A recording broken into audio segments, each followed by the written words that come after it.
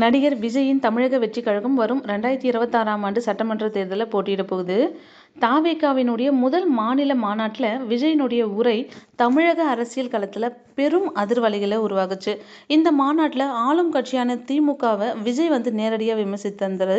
ஊழல் மலிந்த திராவிட மாடல் அரசு என விஜய் குறிப்பிட்டிருப்பாரு. விஜயின் முதல் கட்சி மாநாட்டை தொடர்ந்து அவர் மீது பல அரசியல் தலைவர்கள் விமர்சனங்களை முன்வச்சாங்க. நாம் தமிழர் கட்சி ஒருங்கிணைப்பாளர் சீமான் விஜயினுடைய பேச்சை விமர்சித்து பல கருத்துக்களை வெளிப்படுத்தினார். திரையுலகை பொறுத்தவரை விஜய்க்கு சூர்யா முதல் சிவகார்த்திகேயன் வரை பலர் தங்கள் ஆதரவை தெரிவித்திருந்தாங்க. வெற்றிமாறன் இயக்கத்தில் விஜய் சேதுபதி நடித்துள்ள விடுதலை 2 படத்தினுடைய ட்ரைலர் சமீபத்தில் வெளியாச்சு. இந்த ட்ரைலரினுடைய இறுதியில் வரும் வசனம் பலரது கவனத்தை ஈர்த்தது.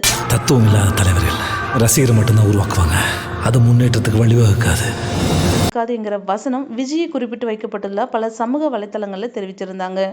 விடுதலை 2 படத்தில் முக்கிய கதாபாத்திரத்தில் நடித்துள்ள நடிகர் கிஷோர் விஜயினுடைய அரசியல் வருகை குறித்து சமீபத்தில் நிகழ்ச்சி ஒன்றில் பேசியிருக்காரு. நமக்கு தெரிந்த கடவுள் மனிதன் தான், தெரியாத கடவுளை நம்புவதை விட தெரிந்த மனிதனை நம்புவது மேல். அதனால் ஒருத்தர் ஒரு நல்ல விஷயத்தை சொல்கிறார் என்றால் நம்பிதான் ஆகணும். அந்த நம்பிக்கையை பாதுகாக்க வேண்டியது அவர் கையில் தான் இருக்கு.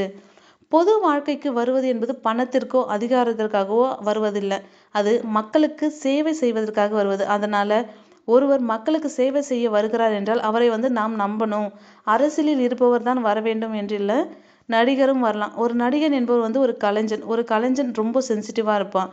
கதாபாத்திரத்தில் நடிக்கும்போது அந்த கதாபாத்திரத்தினுடைய உணர்வுகளை உள்வாங்கி நடிப்பது ரொம்ப முக்கியம். அப்படி இல்லாமல் பொய்யா நடித்தா மக்கள் கண்டுபிடிச்சிருவாங்க.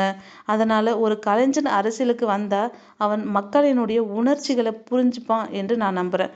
புதியவர்கள் அரசியலுக்கு வந்தால் அவர்கள் பணம் புகழுக்காக வருகிறார்கள் என்று சொல்லலாம்.